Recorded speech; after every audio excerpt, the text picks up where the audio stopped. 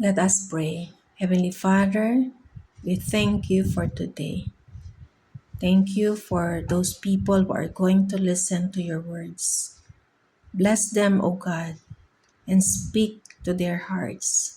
I pray for your anointing be upon your servant, O Lord God.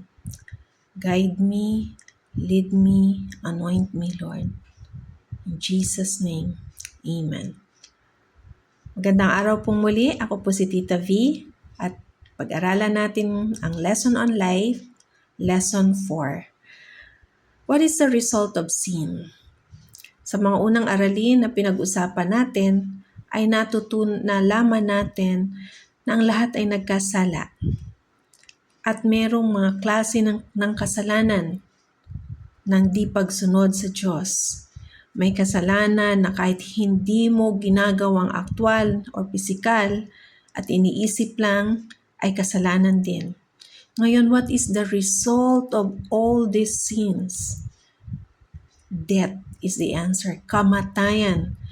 Ang kamatayang tinutukoy dito ay yung spiritual death, yung kamatayan ng ating kaluluwa. Nakakalungkot, maraming mga tao ang hindi naniniwala na meron talagang ikalawang buhay at ikalawang kamatayan. Na kapag ikaw, ang physical body mo ay nawala na dito sa lupa, namatay na, merong kalalagyan ang ating kaluluwa. It's either yung tinatawag nating eternal suffering, the life and hell, o yung tinatawag nating buhay na walang hanggan, kapiling ang Diyos sa langit. So ang resulta ng kasalanan ay kamatayan. What is the result of sin? Ano ang bunga ng kasalanan? Malinaw yung sinasabi sa Romans 6:23. For the wages of sin is death, but the gift of God is eternal life in Christ Jesus our Lord. So we need Jesus Christ in our life so that we will have that eternal life and we will not experience death, the eternal death. Kung merong eternal life, merong eternal death. That is the life in hell. But God doesn't want us to experience such. Ayaw ng Panginoon na maranasan natin ang ikalawang kamatayan. After that, what is every man going to face? Pagkatapos ng kamatayan, ano ang kakaharapin ng bawat tao? Kamatayang pisikal ang pinag-uusapan natin dito. Everyone must die once. Isang beses lang tayong mamamatay. And after that, be judged by God. Haharap tayo sa Panginoon for judgment. Malinaw ang sinasabi sa Hebrews 9:27. After that, what is every man going to face? Ano sinasabi sa Hebrews 9:27? Pagkatapos ng kamatayan, anong kakaharapin ng bawat tao? Ang sagot ay judgment or ang paghuhukom sa Tagalog. What awaits you if you continue in sin and remain separated from God? Ano nga bang naghihintay sa tao? Sa taong nagpapatuloy sa kasalanan at mananatiling hiwalay sa Diyos. Sabi sa Revelation 21 verse 8, but others will be thrown into the lake of fire that burns with sulfur. Those who are afraid and those who do not believe will be there. Murderers and those who make themselves impure will join them. Those who commit sexual sins and those who practice witchcraft will go there. Those who worship statues of gods and all who tell lies will be there too. The lake of fire is the second death. Ang linaw nung sinasabi sa Biblia, no? Sa Revelation 21:8. Meron talagang impyerno. What awaits you if you continue in sin, remain separated from God? Ano ang naghihintay sa iyo kung magpapatuloy ka sa kasalanan at mananatiling hiwalay sa Diyos? Ang sagot, hell or impyerno. Ito yung tinatawag nating ikalawang kamatayan. May mga taong hindi naniniwalang merong langit, merong impyerno. Subalit hindi nagsisinungaling ang salita ng Diyos. Meron talagang impyerno. Merong ikalawang kamatayan. Kung meron tayong ikalawang buhay sa piling ng Diyos sa langit, merong ikalawang kamatayan. Pero ayaw ni Jesus, ayaw ng Diyos na ang kanyang mga anak, ang mga taong nilikha niya ay mapunta doon. Gusto niyang maibalik yung ating intimate communication o yung ating intimate fellowship with Him. Yun ang gusto ng Diyos na mangyari. If Jesus will ask you this question today, what will be your answer?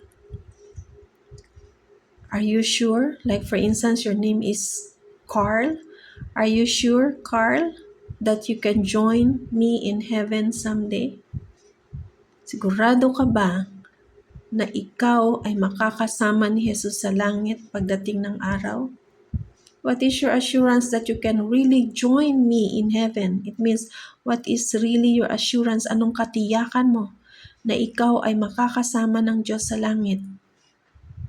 How about your loved ones? Pwedeng ikaw ngayon ay Kristiyano na, meron ka ng salvation, tinanggap mo na si Jesucristo sa iyong puso bilang Panginoon at sariling tagapagligtas.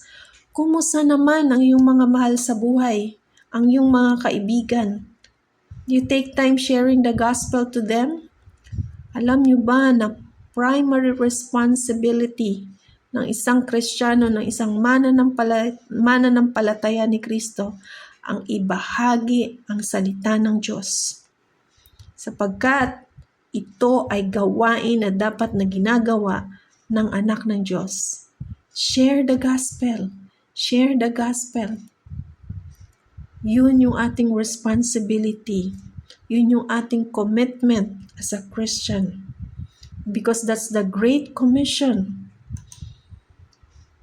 Sabi sa Psalms chapter 1 verses 1 to 2, Blessed is the man who walks not in the counsel of the wicked, nor stands in the way of sinners, nor sits in the seat of scoffers, but his delight is in the law of the Lord, and on his law he meditates day and night. Reading the Bible pa rin ang pinag-uusapan dito, yung salita ng Diyos. There are two paths that the man of God can choose. This psalm reminds us that the godly person who allows the word of God to shape his character and way of living.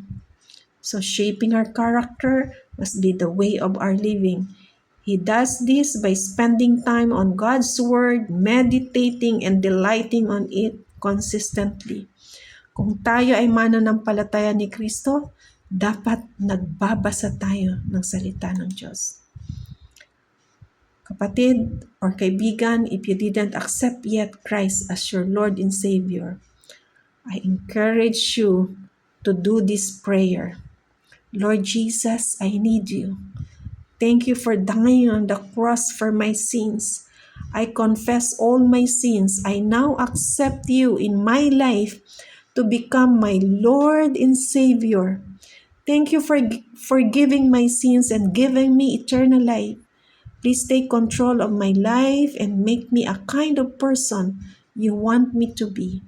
In Jesus' name, Amen. Kaibigan, kung tinanggap mo si Kristo ngayon, ang banal na Espiritu ay makakasama mo to guide you and lead you in your daily life.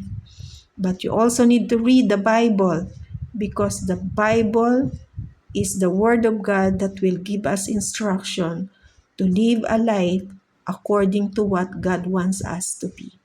Thank you. Good morning again. God bless everyone. God bless Philippines. Love and prayers, Tita V. To God be all the glory.